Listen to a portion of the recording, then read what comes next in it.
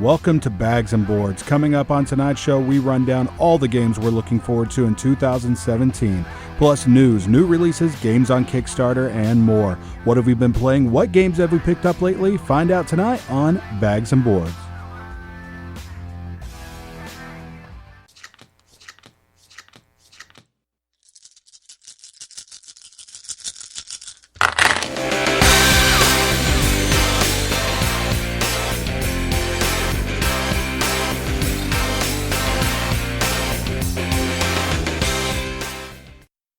And welcome to the show, everybody. I'm Lance McFarland here with D. Clark. D, have you had a good week so far? So far, so good. Lance, how you been, man? I've been pretty good. It's Wednesday today, so it is. Like we're recording the day the show's going to air, so it's a little different than normal. But I'm excited about the show. We were going today to talk about Harry Potter Hogwarts battle, but we really want to have played the whole game before we talk about it. Yeah, the game is a little bit bigger than I think either of us expected.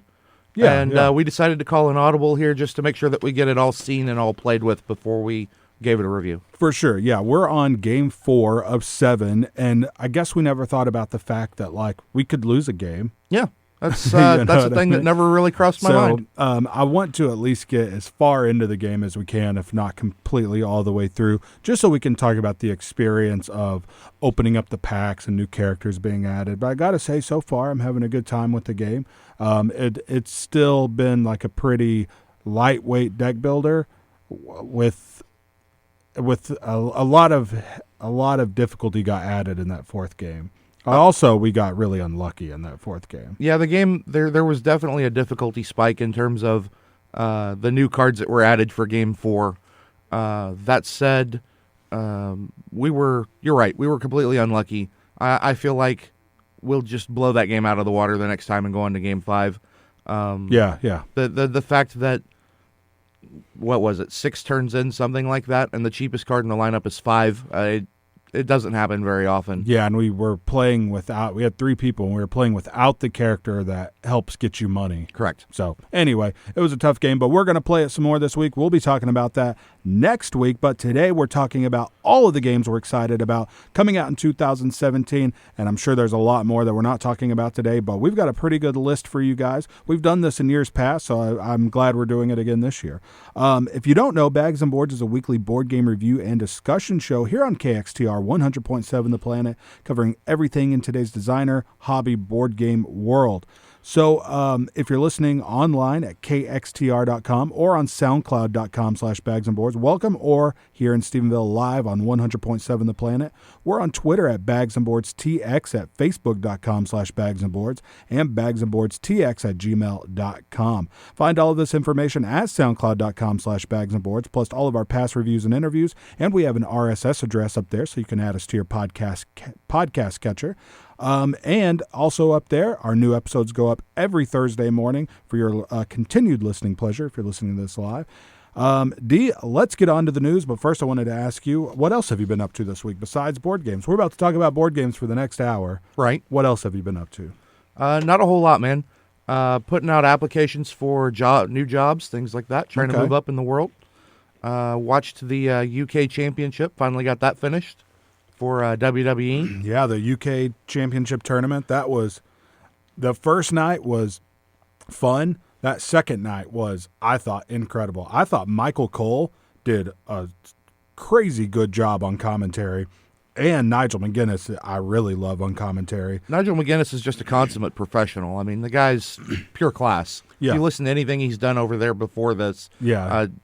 There's absolutely nothing to ever complain about with Nigel McGuinness on the mic. Yeah, he was the on-screen matchmaker for Ring of Honor and would do commentary there, but I thought he stepped up his commentary game here too. And Michael Cole, I mean, when he doesn't have someone in his ear screaming at him to promote things, right? He did a good job. Yeah, it was surprisingly good how well he called in the match.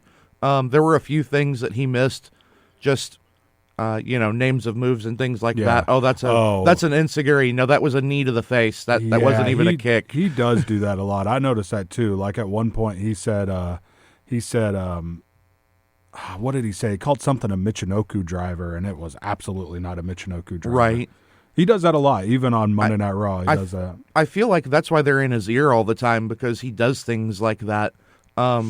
I may be way off base here, but it feels like Mauro Ranallo calls the match a lot better just normally in terms of on the regular WWE shows. He's great. And it gives me the feeling like they're in Michael Cole's ear constantly, and they kind of just let him do what he wants as long as he stays within a certain range. Yeah. Mauro Ranallo, he's got some dumb jokes, but other than that, he's really good. And his dumb jokes are funny, too. His dumb jokes usually get a laugh. But yeah, the UK Championship tournament was good.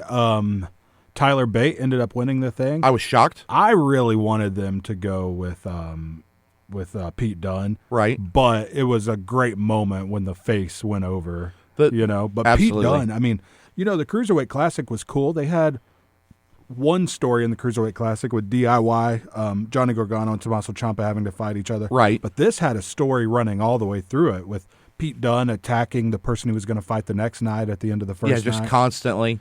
And then he came out and attacked Tyler Bate, hurt his shoulder, so he had to fight that match with a hurt shoulder. I mean, you had, what's his name, Wolfgang. Wolfgang, he had a broken nose during his second match. I mean, I thought the storytelling in this tournament was great. If you could do good storytelling in a tournament, you're doing good. And I honestly thought that the attack, because, Dunn had already gotten in trouble a couple of times for attacking people after matches or before matches, depending on how you want to look at it. I honestly thought that this last time when he attacked Tyler Bate, that Regal and Triple H are just going to either A, say, all right, Bate's hurt, so we're going to replace him with Wolfgang, and they were going to put the belt on Wolfgang. Or alternatively, and I thought this would have been a great angle, they disqualify Dunn and bring Mark Andrews in because he was the other semifinalist from that side of the bracket. And just be like, in front of everybody, you don't get to do this. This is the UK. We have class. You're out. But you heard Pete Dunne say that Triple H is letting me go. Yeah. Like, they almost did heel Triple H here, Well, I mean, after the first one... The man with 3 H's, as Broken Matt Hardy would say. After the first one, that was one thing. But to potentially ruin a final like that, because if Tyler Bate's unable to participate, you either have to audible and give it to the other semifinalist, which was Wolfgang, or you've ruined the tournament. Yeah.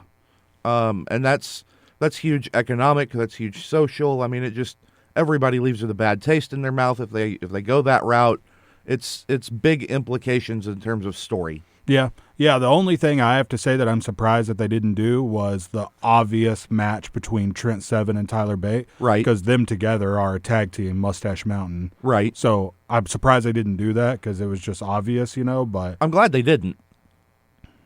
Just personally. It would have been cool. I mean, it's just like the same story as Tommaso Ciampa and Johnny Gargano. It's a cool story, you know? It is a cool story, but the matches that they set up on that side of the bracket, I thought were really good. Yeah. Mark Andrews, he's really good, but I can't get into him as a character. I was really into him until I noticed that the front of his tights said Mandrews. Well, that's what his name is in TNA. And I was just like, no, I'm done. Yeah, that's his name in TNA. And I guess he's just like, well, these are the only trunks I've got. So, but yeah, anyway, man, for the first time in a long time, it's Wednesday morning, and except for the last match of SmackDown, I'm 100% caught up on wrestling. Well, you're ahead of me. Even NXT, I'm caught up on NXT. Too. Wow. Yeah, you're ahead of me. I got about halfway through Raw, and that's all I've got. Yeah. I usually catch up Wednesday night, so. Yeah, okay. So, as we say always, if you think you've tuned into a wrestling podcast, you're wrong. We're going to just have to start a wrestling podcast. Yes, we've been discussing that. We'll get Will in on it. You've tuned into a board game podcast, and it's time to talk about some board games. We're going to get to the news before we talk about the games we're excited about coming out this year. But first, before we do that, wanted to thank our sponsor. Bags and Boards is brought to you by Game and Movie Traders.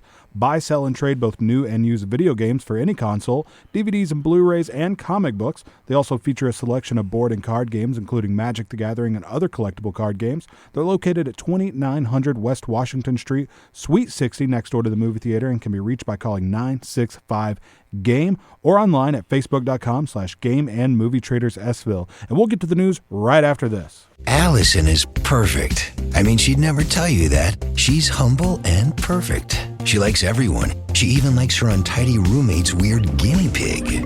Allison, wait, are you texting and driving? Allison, no. That's the exact opposite of what I was just saying about you. Why, Allison? Why? Texting and driving makes good people look bad. Visit StopTextStopRex.org. Brought to you by the National Highway Traffic Safety Administration and the Ad Council. Don't you cry. Playing good rock music all the time. The new KXTR 100.7 FM, The Planet. Stephenville's rock alternative.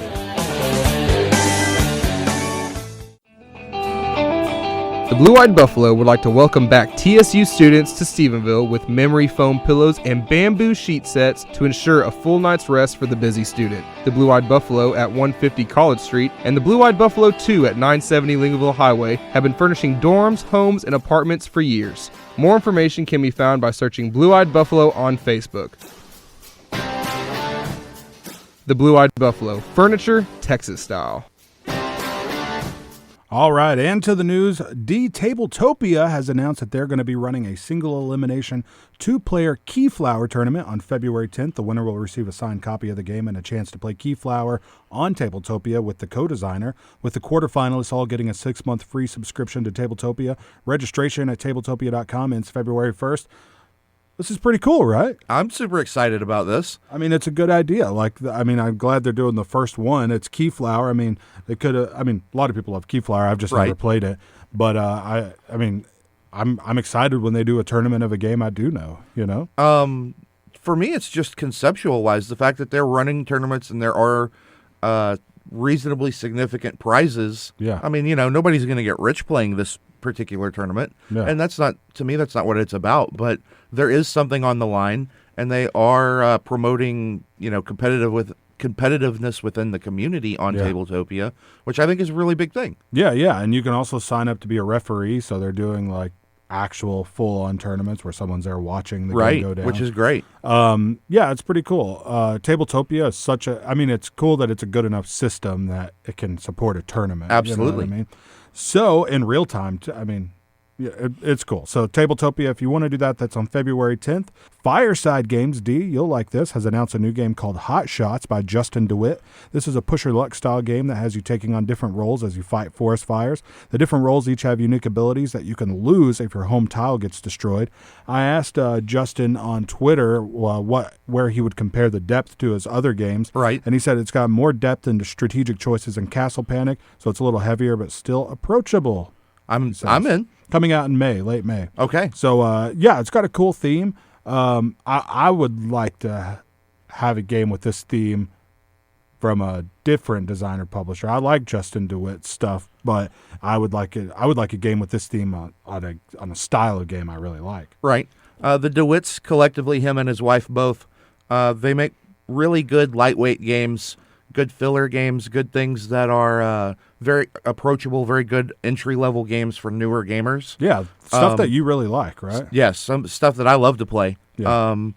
This appears to be a good, borderline between intro and mid-level game. Yeah. I'm curious to see more about it. I'd like to get my hands on it whenever May rolls around. Yeah, for sure, man. Yeah, Hot Shots coming from Fireside Games.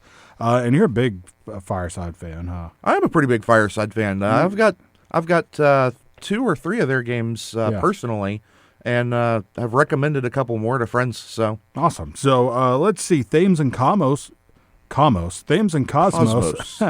going to be reprinting the Grail game, and this is a Grail game, Pillars of the Earth, in late 2017, early 2018. It's a worker placement game based on the best-selling first book in Ken Follett's Kingbridge series.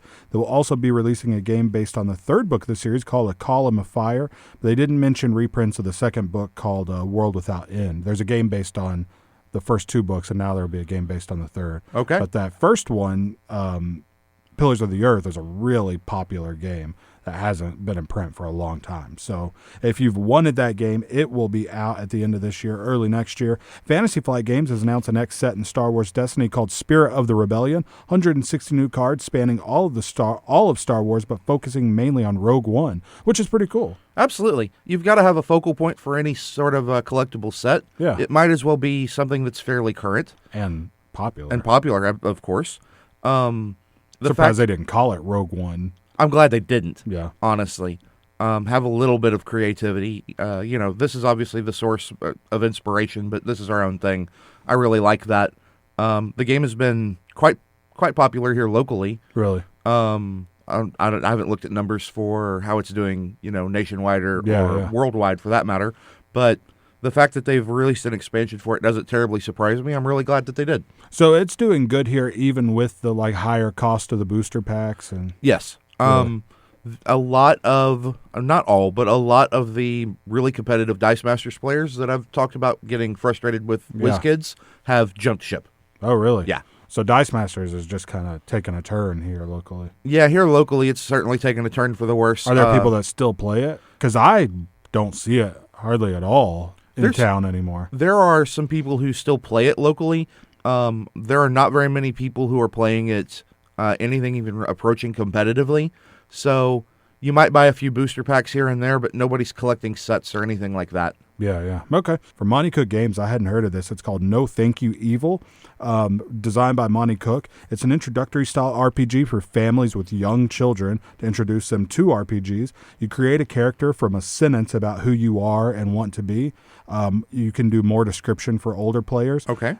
You're having adventures in a land called Storia based around childhood imagination. That's pretty cool. Pretty cool, right? So you could say, I want to be a brave knight who rides a dinosaur. Sure. You know what I mean? Done. The Done cover, and done. The cover of the core book is really cool because it's just got 10 really crazy things like that going on. Like, a spaceship and a dinosaur and, I'm totally okay with this. I am too. This would be something I would definitely get to play with Luke later on to introduce him to RPGs. Yeah, the imagination of kids is literally limitless. And the fact that it at least appears, you can do anything that the kids want gives the system a lot of flexibility and will keep older players entertained as well. Yeah, for sure. I'm excited about that. It's called No Thank You Evil from Monty Cook Games. So last bit of news, I thought this was interesting. Top 10 most purchased games from December according to BGG. Codenames, Seven Wonders, Duel, Scythe was number 3. Arkham Horror, the card game, the new one, Mechs vs. Minions, Codenames Pictures, Pandemic Legacy, Seven Wonders, and Patchwork. So you've got Codenames Pictures, Seven Wonders Duel, Seven Wonders, Pandemic Legacy. So right. 6 of them, of the top 10, are taken up by three, basically 3 games. Yeah.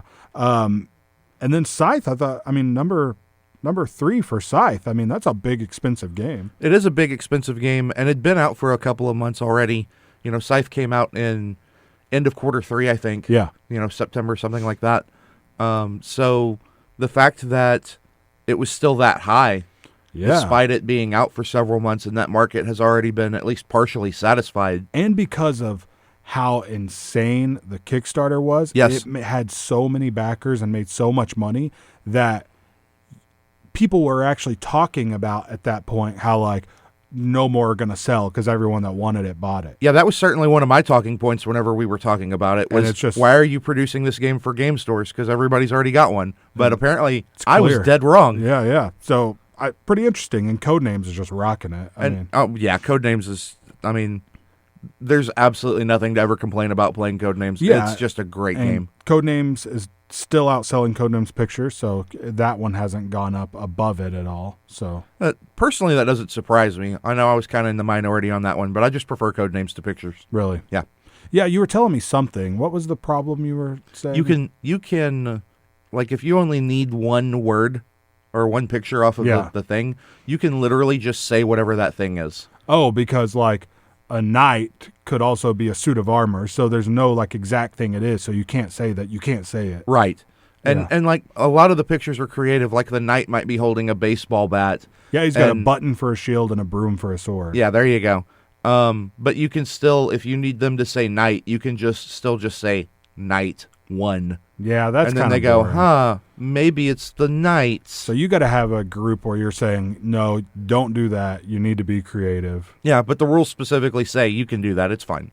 Okay, so yeah, that is pretty interesting. Kickstarter, the only thing going on Kickstarter that I saw that seemed of interest to people, if you haven't gotten Alien Frontiers before, the Kickstarter is called Alien Frontiers Relaunch. It's only half funded.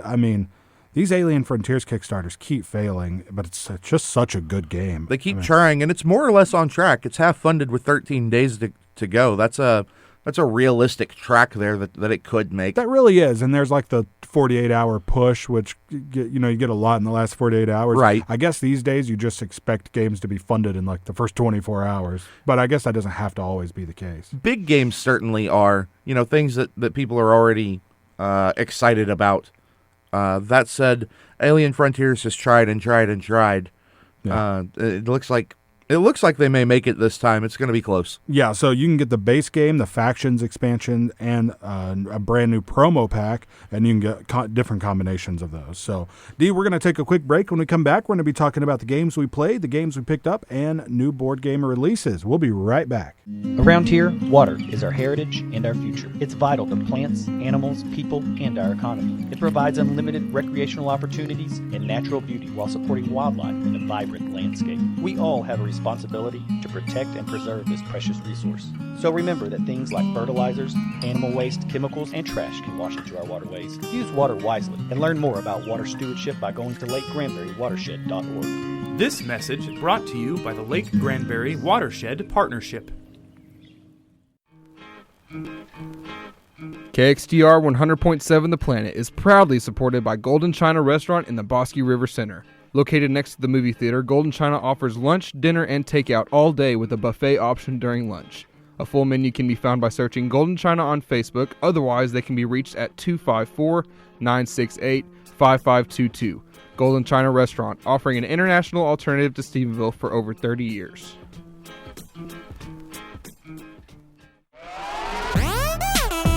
You can't miss Cruising the Planet. We've got hard-hitting questions, How long can the koalas hold food in their stomach?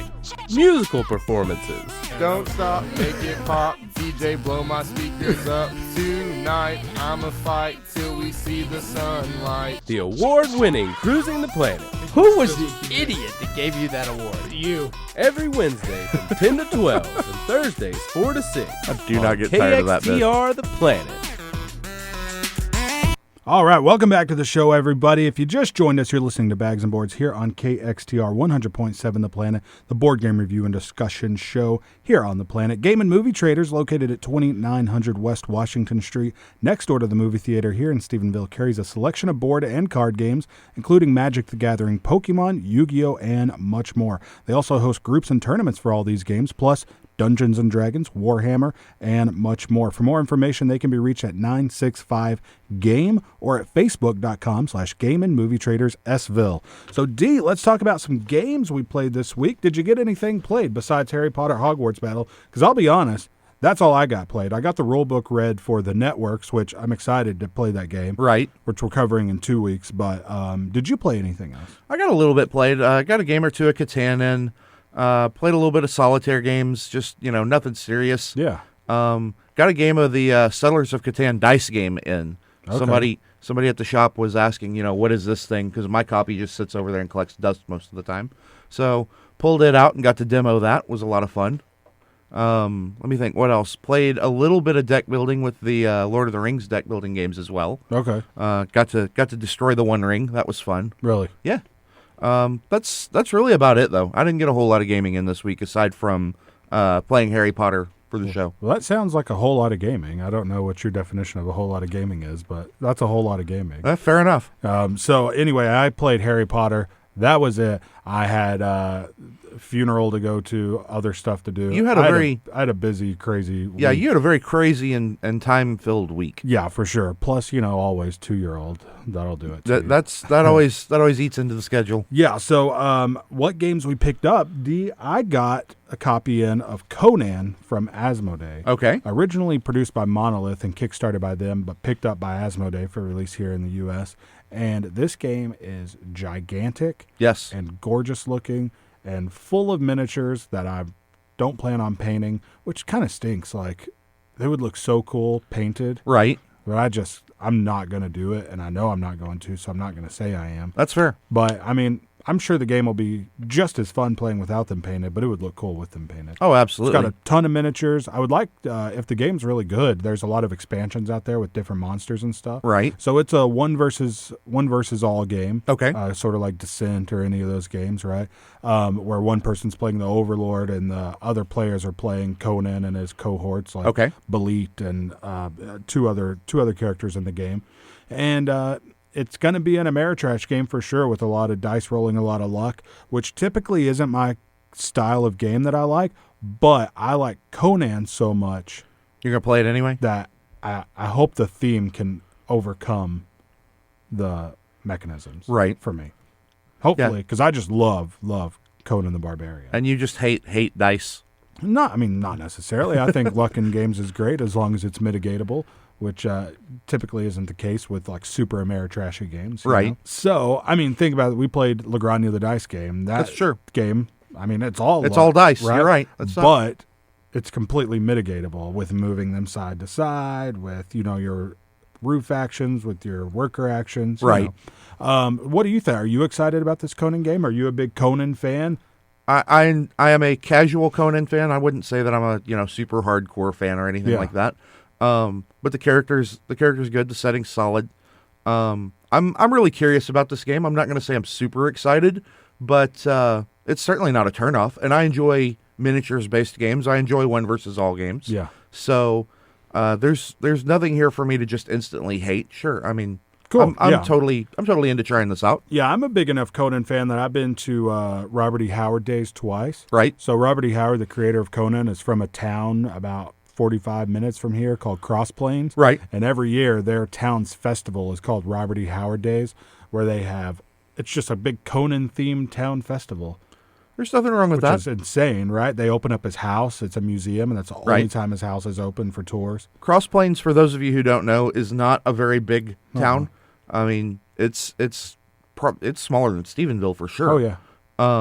So there's not a whole lot going on. So the fact that they have this famous author and they use him as a way to generate some tourism and some money, and honestly also to keep his works alive and in the I don't want to say the world consciousness, but certainly more in people's thoughts and minds than they would be otherwise. All around a good thing. Oh, yeah. And if you're a big Conan fan and you ever decide to make the trek out, I don't know how far I would go for it, because it's cool if you live an hour away, like I have all my life. Right. But, if you're in Texas around that time, it's really fun. I don't know that I would travel the globe to go to Ron Howard Unless Days. You're just like Ron Howard Days. That's a fun festival too. Yeah. Robert E. Howard. Robert E. Howard. Wrong Howard. Opie. Sorry. Yeah. So if you're just a gigantic Conan fan, then maybe. But yeah, so it's fun. Look up Robert E. Howard Days. It's pretty interesting because they'll have stuff about comic books and art all over the place. To see this in a little bitty Texas town. Because like in Hamilton, where I'm from, we have the Dove Festival. In De Leon, they have the Peach and Melon Festival. Right. Like these little town festivals. Well, I mean, every town in Texas, it seems like, I don't know if this is literally true, has their little, niche thing that they make a festival out of. Oh, yeah. Heiko's got a chili fest every year in the spring. And then they also have their big festival is the Old Settlers Reunion. Right, which is in the fall. Stephenville has Dairy Fest. Yeah. At 4th of July. 4th of July. Every town does it, yeah. Okay, D, let's get, did you pick up any games? I did not, unfortunately. Okay, yeah, so we got one game between us, but it's a big one. It's going to take a lot of rule reading, which I've been doing more of lately. I've been really sitting down and reading rule books because, I mean, sometimes you just got to show up and read the rule book when you start a game, but that's not always the best thing. If someone can show up with some pre-knowledge of how the game works, it's always good. You're going to have to still read it a little bit, but it makes life a whole lot easier. Yeah, for sure. So D, we're going to take another quick break, and D, before we take that break, we're going to talk about new board game releases. Okay, so D, we got a couple of cool things that came out. Comancheria, The Rise and Fall of the Comanche Empire from GMT Games. It's a solitaire game of trying to control the southern plains of North America. So another game similar to this from the same designer came out from GMT. I like solo games. I don't play them often, but I do play them more regularly than a lot of people. Right. And this theme is really cool. I mean, you're fighting other tribes, people from other tribes. this theme, and it may be because we're in Texas, which was Comanche country. Yeah, we're like 30 minutes away from the town of Comanche. That really speaks to me, and I know will speak to a lot of people around here. Just, hey, I get to be the natives and get to take over the place. Yeah, There's nothing wrong with that. Yeah, and I'm from Hamilton, like I said. And right. in Hamilton, the elementary school is named after Ann Whitney, who was a school teacher, and her schoolhouse was raided by Comanche Indians. So, like, and Comanche that's why she's Indians famous. have been being, like, bombarded in my head ever since I was a little kid. You right. know? So anyway, sounds like a really cool game. Comancheria, The Rise and Fall of the Comanche Empire from GMT Games. The Colonist from Mayfair Games is out now. It's a worker placement game of trying to build the largest settlement. It looks really good. It's gotten some good reviews. Coming out in Q2 this year, First Martians, Adventures on the Red Planet from Portal Games. We're going to talk about that a little bit later. And on January 25th, Santorini from Roxley Games. This is on Tabletopia, which we need to play because this game is getting some of the best reviews of any game in a while. Right. It's an abstract game where you're like these like gods who like are making the people of Santorini in Greece, I think. Yes. Build up their city, and it's like got a 3D element, and you're trying to stack up these things like 4 high and put like a cap on it. Right. And then once you get how many ever of those done, you win the game. Okay. But it's just an abstract game, but it looks really cool. It's not like your typical abstract look, it's got like a big 3D element to it. Sure. And it actually, like, when you're done with the game, it actually genuinely, if you Google Santorini, looks like the city of Santorini. That's cool. The way the buildings look. So, D, we're going to take a quick break, and when we come back, our 2017 anticipation list here on Bags and Boards, here on KXTR 100.7 The Planet. New school, old school at your school. Playing the best in hip-hop here on KXTR 100.7 The Planet.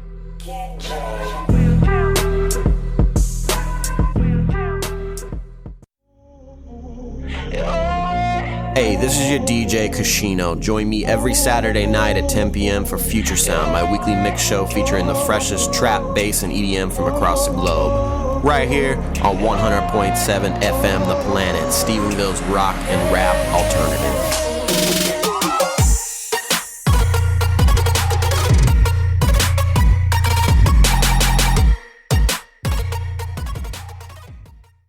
In my car, because I'm driving a lot. It's okay to roll your windows down and turn your radio all the way up. In my car. Only if you have it tuned to the planet. Come on, y'all. Otherwise, it's not okay. Got it? Definitely in the car. All right, D, time to talk about the games we're excited about coming out this year. I got a big list here. We're going to talk about as many of them as we can until the show's end, and we might skip around a little bit. But, like I said, if you're just joining us, Bags and Boards is a board game review and discussion show here on KXTR 100.7 The Planet. Follow us at Bags and Boards TX on Twitter, bagsandboardstx@gmail.com, and facebook.com/bagsandboards, soundcloud.com/bagsandboards, where you can find all of our episodes, past reviews and interviews, and stuff like that. Circle A Skate Shop D is located inside Game and Movie Traders here in Stephenville, next door to the movie theater. They offer skateboards and longboards and carry accessories, including trucks, wheels, skate videos, and more. Information at 965-GAME or by searching Circle A Skate Shop Stephenville on Facebook. So, D, let's get started right away with a big game that I am insanely excited about. I've never played one of these guys' games. They've released a lot of games, including Panamax. They had a bigger game come out last year that I cannot. Oh, I do have one of their games that we just haven't played yet. It's Nippon from What's Your Game. So it is designers Paulo Soledad and Nuno Bizarro Santorio. Brazil is the name of the game. It's Brasil. From What's Your Game also. Gold mining in the 18th century in Brazil. Combine cards to build infrastructure like houses, stores, farms, churches, and roads. So the interesting thing about this game, D, is I think Terraforming Mars is similar to this also, but you're working towards common goals while also trying to win the game. So it's not a cooperative game, but you have to work cooperatively just to build up this town so that you're maximizing your own points, because you can't do it by yourself. Correct. Pretty interesting, right? It's certainly interesting. This category of game, I've coined the term pseudo co-op. It's not a true co-op because the group doesn't win or lose together, but you have to play nice at least to an extent. Yeah. Otherwise, everybody loses. Yeah, and I don't think this is even like a semi-co-op like, say, Castle Panic. Right. Right? This is even less so, but this is just like we're all building this one thing in the middle, not cooperatively because you don't want to really cooperate, but sometimes you have to. So it's like a little less cooperative than even semi-co-op. I would say not cooperative at all, just like, working together towards a common good. Well, I mean, I put co-op in there because you have to work towards. It's that a weird common category that's kind of hard to define. Yeah. Because anyway, so this is a big game. It's going to be a big, heavy game. What's Your Game has produced good Euro games for a long time, and I'm always excited to play one of their games. I mean, the most recent one of their games that we played was Signoria. Yes. From What's Your Game, and good game. Nipon's going to be good. I've got another one of their games at home. I've got a copy of Madeira and Railroad Revolution from last year on the way from them. So really excited about all of the games coming out from What's Your Game, but especially Brazil from Paulo Soledad and Nuno Bizarro Santorio. A Brass reprint is coming out from Martin Wallace and Roxley Games that includes the 2-player map and a new map also coming with that. So Eagle Griffin Games did a Kickstarter for this version, a deluxe version of Brass, right? Right. And there was some controversy surrounding it. I can't remember what the controversy was, but the game kickstarted, I funded, and then it got released, but like nobody bought it because of this controversy surrounding it, right? Right. So I guess they gave the license or sold the license over to Roxley Games, who are now producing a reprint of it, including that 2-player map, because the game was originally 3 to 5. Right. But I bought it. Because I don't even know what the controversy is. Yeah, I was going to say, you can't tell me what the controversy was. I don't remember. Like, I remember there being a stink about it. Yeah. I can't tell you what it was. So it couldn't have been that big a deal, right? I think it was, because people just did not buy this game. And it's a popular game, too. And there had never been a 2-player version of it. So the 2-player map was created by fans and adopted by the designer, which was pretty cool. That is pretty cool that he did that.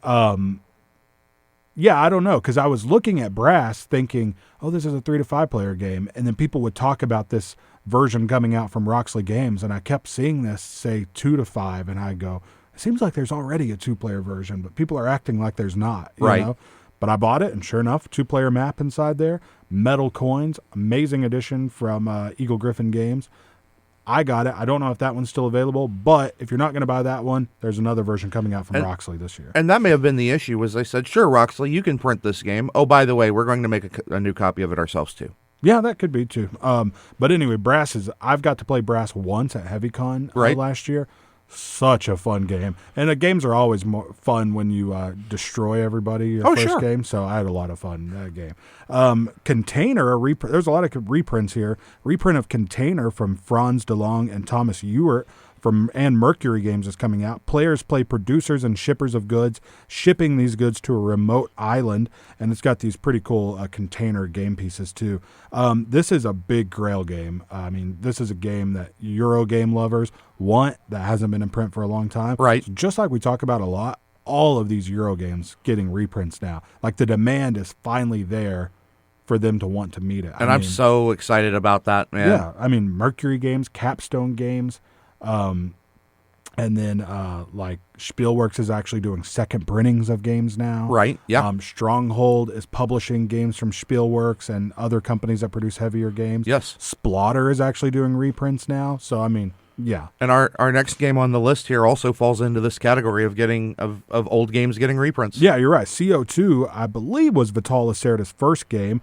And I don't know the company it came out from, but the reprint is coming out from GeoChicks, or geochicks.it. Players are the CEOs of an energy company responding to requests from the government for new green power plants while also trying to stop pollution and meet the demand for sustainable energy. This is like the Vital Lacerda game that people really love. I mean, Rado loves this game, right? Yes. But also it's gotten some bad reviews because I think this game has some really interesting mechanisms. It also might be cooperative in some form, you know, that turn people off at first. But I think they've overhauled the rules in this version, so I'm excited to try it. CO2 coming out from Vital Lacerda and geochicks.it.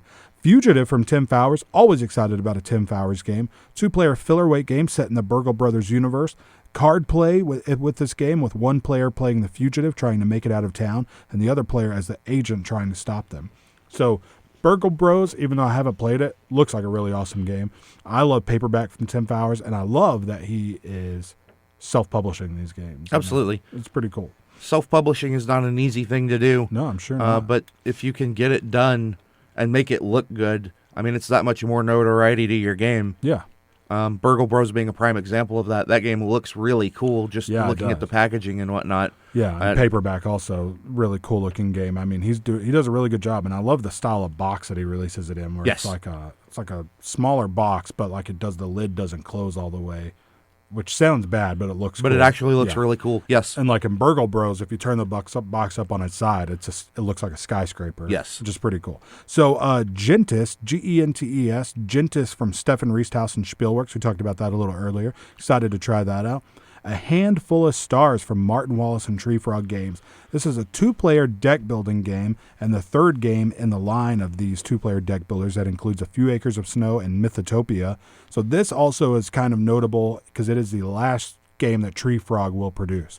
Tree Frog, originally called War Frog, is Martin Wallace's company. Right. And he's just decided, and I think it's like an amicable thing. Nothing bad happened. He just decided that he doesn't want to publish games anymore. He just wants to design them. How many games, and this is something that I don't know if you know the answer to, we may have to look this up for a future show. How many games did Tree Frog produce that were not Martin Wallace games? Because I kind of get the feeling, I kind of get the feeling that this was just his own personal in-house publishing. Yeah. And if that's the case, there's really not much reason for him not to say, "Oh, well, I'm self-publishing this as well." Yeah. That's true, but I don't think he's going to do that. He doesn't want to do that. No, I don't think that's the case. I think that's why Tree Frog is closing. Yeah. Because he doesn't want to produce and publish his own games. He wants somebody else to do that work. But if he decided to, he could. Yeah, absolutely. But I think what it was is he just originally said, I want to publish games, and I don't want to have to worry about looking for a publisher, so he started publishing them himself. And I think he's just gotten his name to the point, which it's been for a long time, but I guess he's now going to do it. His name is at the point where all of his games are going to get picked up by publishers, so why not let them do all of that work? Sure. And him design, Absolutely. You spend more time designing and, Yeah, it just gives him that much more free time to work on whatever the next big project is. Yeah, for sure. So if you're interested in this, last game from Tree Frog, and in that cool 2-player deck building line with A Few Acres of Snow, A Handful of Stars. This one I'm really excited about, D, because I didn't know if I was going to get a chance to buy this game. Okay. Lignum from Alexander Humer and Capstone Games. This is the U.S. release from Capstone of this game about 19th century woodcutters in Germany. So I played this game once, and it's a really, really cool game. You've got your workers, and it's a circular board, like a pathway going circular, which is similar to like Takedo, the way Takedo works. Sure. Where you can go, like, you get a bonus for getting to the end last, but you also have to stop along the way to get things, right? And if someone else stops in a space, you're not going to go there. In some places there's multiple spaces, but not many. So if someone stops in a space, you have to go past them and get what you can. And you can go as far as you want to go. Like, you could just go from the first space to the last space if you wanted. Right. But you're also having to stop along the way to get stuff. So there's a big balance there of how far do I want to go to get these bonuses versus how many places do I want to stop. Exactly. So if like 3 of the 4 people that are playing finish and you're still halfway through, you could stop at every single space because you're going to be last. Just collect every resource because you're going to be last anyway. And then it's got this, so you do that to get all these resources, right? And you're also getting sleds and wagons and horses and things like that. Then you have to actually cut your wood, process it, and ship it. Okay. Right? So you can ship it by wagon, by horse and wagon. You can ship it down the river. So you're having to build up all of these processes. It's definitely like got an engine building feel where you're like your operation is getting bigger and bigger and bigger. Sure. And it is a fun game. I loved this game so much. It was probably my favorite game that I played at HeavyCon. Wow, that's pretty high praise. So yeah, I absolutely love this game, and I'm excited that it's going to be coming out in the United States from Capstone Games, and I will be picking this up for sure. This sounds like something we're going to be covering in the show sometime in 2017. Yes, for sure. And I think you're going to like it too. It's a Euro sounds like a game good with game. really, really interesting mechanisms, right? Sure. There was a game called Versailles from NSKN Games, which had you going it wasn't quite like that, but it had that circular rondelle feel. Right. And I really like that. I like that circular board, The new game from Stronghold Games, The Great Western Trail, which I desperately want to play. Sure. Is because I just love Westerns and Euros so yes, you much do. that you put those two together, It's got that circular rondelle feel. I just like that. I really do. It's a good way to do worker placement, Right. So next, Lisboa, which we talked about a little earlier from Yes, we Vital did. Lacerda and Eagle Griffin Games. I think Vital is Eagle Griffin Games is going to be his publisher now because they're putting out incredible looking versions of his games. And I mean, I think he's just at the point where no other publisher is going to do his games better than they are. Because if you look at the Gallerist, I mean, I've never seen chits that thick as are in the Gallerist, Yes, absolutely. And they produced the reprint of Vinhos for him, and now they're doing Lisboa.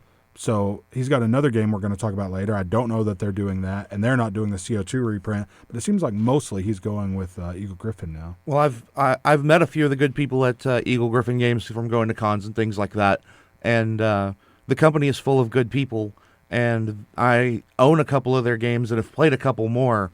All of the games by them that I've played are good, high-quality, durable, sturdy games with good artwork. They look and feel like high-quality games. Yeah, they really do. You're right. It wouldn't surprise me at all if Vital Lacerda just used them as his main distributor because they put out good games. They just do. And I mean, if you are a designer who finds a company that produces that high-quality stuff, that's willing to put out your gigantic, heavy Euro games, stick with them. Absolutely. So Lisboa, it's a game about the reconstruction of Lisboa after the earthquake there in 1755. So it's a city-building economic Euro game played on a real map of downtown Lisbon.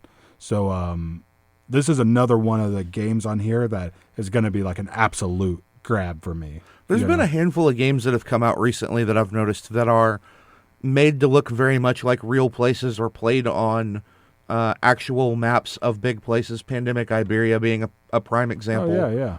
Santorini, you said it looks like the actual island of Santorini. Yeah. That personally is just an automatic little tiny draw. If I'm already interested in it, it's going to pull me in a little bit more.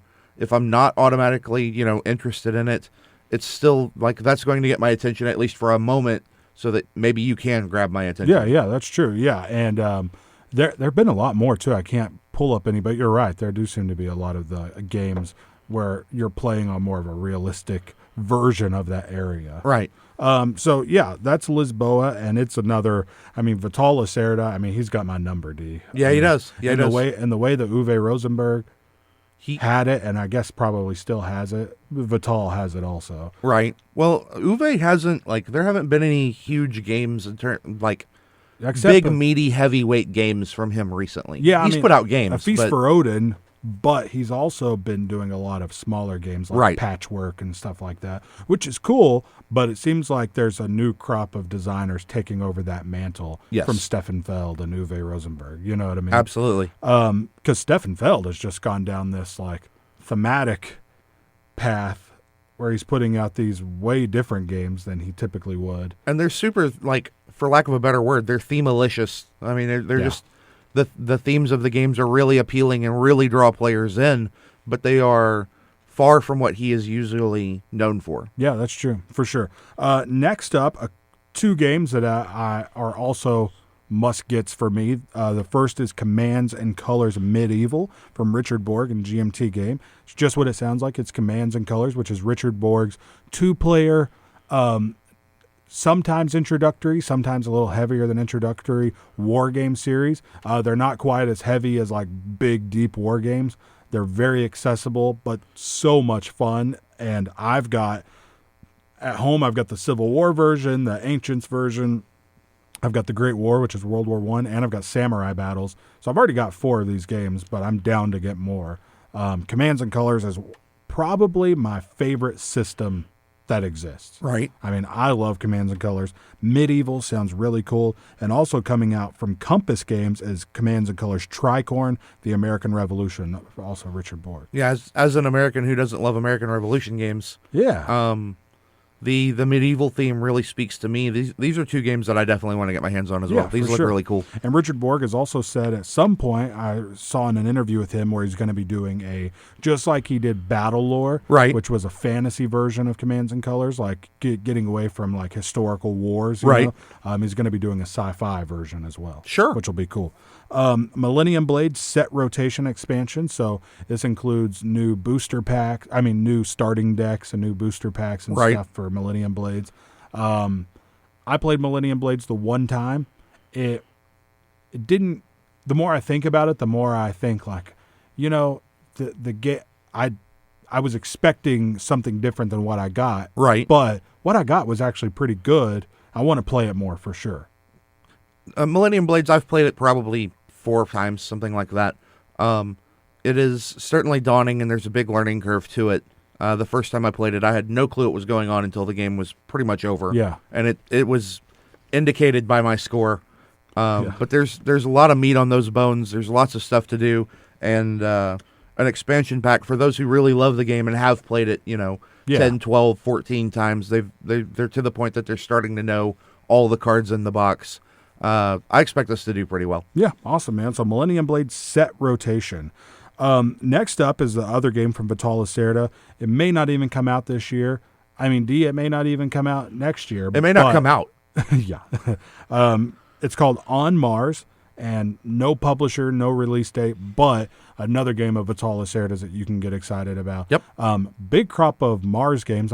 This happens, right, just in pop culture, where something sparks the imaginations of a lot of other creative people, and then a year or two later you get a bunch of stuff about that thing. Absolutely. So you had The Martian plus like what SpaceX is doing, with all their thoughts about traveling to Mars and stuff, plus the book The Martian's based on, things like that. Absolutely. And now all of a sudden, just in board games, we've got 4 or 5 games about Mars coming out in a year and a half. That's I guess that's about right. No, because you got the Portal one, the Stronghold one, the other one that didn't get very good reviews, this one, and one more that I might not be thinking of, or there's at least 4. There's at least 4 within a 15-month window there, and I wouldn't be shocked if we saw some more following in these footsteps. Pretty wild, huh? This is the one I'm most excited about. Movies are a prime example of this. We had 1 or 2 good vampire movies, and then bang, there's monster movies everywhere. Yeah. I'm excited about this one, On Mars, but the other one that's really exciting is First Martians, Adventures on the Red Planet from Portal Games. Right. Which we mentioned it in the release dates earlier. It's going to be coming out in the second quarter of this year. But what it is I played Robinson Crusoe once, which is a really, really fun cooperative game. Right. But this one takes it to a new level. It's going to be set on Mars, and what it's going to have is, let me see if I can find it here. It's going to include it's in the release dates. It's going to include an app that is going to control different elements of the game. Right. But what you can do is you can play the game as a series of separate games in a legacy format with each game building on the last, or you can play it as a single open world game. Okay. Which is really cool. That Plus is pretty app cool. control to control all of the different stuff. The cool thing about Robinson Crusoe is you're exploring and you're getting tools and stuff, but you've got this thing that when you go exploring or hunting, it gives you a benefit now if you want it. But if you take that benefit, you shuffle it into the deck that you're drawing from to do this other thing, and at some point you're going to draw that card and you're going to have to do the bad thing on that card. Yes. So Robinson Crusoe, really cool game. This one's going to be even cooler, I bet. Yeah, this should be a lot of fun. I like the theme of Robinson Crusoe because it's Robinson Crusoe, Swiss Family Robinson, King Kong Island, or Skull Island. Skull Island, it's all of those themes in one. There's different scenarios. Okay. But this one I'm really excited about. Let's see. Pendragon, The Rise and Fall of the Roman Britain from GMT. It's a new Ancients coin game. Risherfurt, 1769 to 1890 from Thomas Spitzer and Capstone Games. Reprint from Capstone Games of the second game in Thomas Spitzer's Cold Trilogy. Last year they did the first game in that trilogy. So definitely want to try that out. Charterstone from Jamie Stegmaier and Stonemeyer Games. Here we go with a couple legacy games. Yeah. This is a legacy Euro economic simulation. Dia, I'm excited about this because so far we haven't had a Euro legacy game. We've had a 4X one. We've had Pandemic. We've had Risk. Yes. But we haven't had a Euro-y one. And this is from Jamie Stegmaier. Scythe. Viticulture. I mean, this is going to be good. Gloomhaven from Cephalofair Game, a legacy game set in a fantasy world with card-driven combat system. Also, gigantic box. This is going to be really good. Plus, Pandemic Legacy Season 2. We talked about this a few weeks ago. Fuse Flatline from Renegade Game Studios. New version of Fuse where you're working in like a medical situation rather than defusing bombs. Right. Could be cool, right? Should be. Fuse is a good game. Pioneer Days. Old West Pioneer simulation using dice drafting. And the interesting thing here, the dice that aren't drafted are going to contribute to disasters that you have to deal with later. Ooh. We talked about First Martians. Kung Fu Panda, the board game. I would really like to try this just because I love Kung Fu Panda, and I bet it'd be a good family game. I bet you're a huge Jack Black fan, aren't you? I like Jack Black, okay, but I love Kung Fu Panda. Okay. I've seen Tenacious D live, which is pretty cool, and I do love Jack Black. I mean, you're one of like 7 people who can say that. But no, I'm joking. I wouldn't say that I love Jack Black. Right. You know what I mean? Thrashing Dice. This is another one I really want to get my hands on. A game came out last year or the year before called Thrash and Roll. Yes. It was a worker placement game about being in a metal band. Yes, it was. And this is just a reprint of that. Thrashing Dice. It's now called Thrashing Dice. Okay. There's nothing wrong with that. A game that I'm insanely excited about, D. Perfect Storm Alaska from Andre Novak and NSKN Games. Versailles from 3-4 years ago was Andre Novak's last game. He's been producing other people's games. I love Progress Evolution of Technology. I love Versailles. Praetor is a great game. I like Andre Novak and NSKM. And this theme here, fishing on the Bering Sea off of Alaska, you start with like a basic ship and crew and build up from there. I'm guessing that this Excited about this. I'm guessing that this is crabbing with all of the deadliest catch things and things It like might that. be. I was looking for the word crab in there and didn't see it. I was scanned over this pretty quick, but you're right. It might be. I mean, it could be Alaskan cod or something like that. But with all those TV shows that have been out about that, it wouldn't be surprised if they took advantage of that being in the collective consciousness of North America. But this is a Euro game with a great theme from a designer I like. Sure. A lot. Also, 3 games I really want to get. Tiny Epic Quest, Heroes of Land, Air, and Sea, and Tiny Epic Galaxies Out of the Black expansion from Gameland Games, Scott Alms. I have been drooling over Heroes of Land, Sea, and Air since the first time I saw anything about it. Yeah. I cannot wait to get my hands on this game. It's going to be like a big version of his Tiny Epic games, which exactly. is going to be cool. So, I mean, everybody likes his Tiny Epic games. What is our number one complaint about the Tiny Epic series? It's tiny. Yeah, I wish they were a little bigger. And now we're getting a big game of the exact same stuff. Man, I am so psyched. You're right, D. So I hope everybody enjoyed our list of games coming out in 2017. Get excited about these games. A lot of Euros there. D, maybe next week we can talk about a few Ameritrash games. Yeah. Just look through some games, see if there's some stuff you like. Because when I'm putting together a list, my eyes are just scanning over those mostly. You know what I mean? Right. But see if you can find some stuff that would be cool for people who are into American thematic style board games. Sure, we'll do. So once again, Bags and Boards. You can follow us on Twitter at bagsandboardstx, facebook.com/bagsandboards, but most important, soundcloud.com/bagsandboards. You can find all of those links, listen to all of our audio, including this show every Thursday morning up on our SoundCloud page. D, real quick, Bags and Boards is brought to you by Game and Movie Traders, located at 2900 West Washington Street, next door to the movie theater. Game and Movie Traders does buy, sell, and trade for both used and new video games. They offer new and classic video games for all systems, including PS4, Xbox One, as well as Nintendo, Sega Genesis, and all consoles in between. Information at 965game or at facebook.com/Game and Movie Traders Sville. D, we're going to get out of here. Coming up next week, we've got Harry Potter Hogwarts Battle. Yes, sir. In 2 weeks, we're talking about the networks, which the second printing is going to be in stores March 1st, so I'm glad we're going to be talking about that. Yeah, that's a great timing. D, let's get out of here, and we'll see you guys next week. Have a good night, everybody. Goodbye, everybody. Club for life.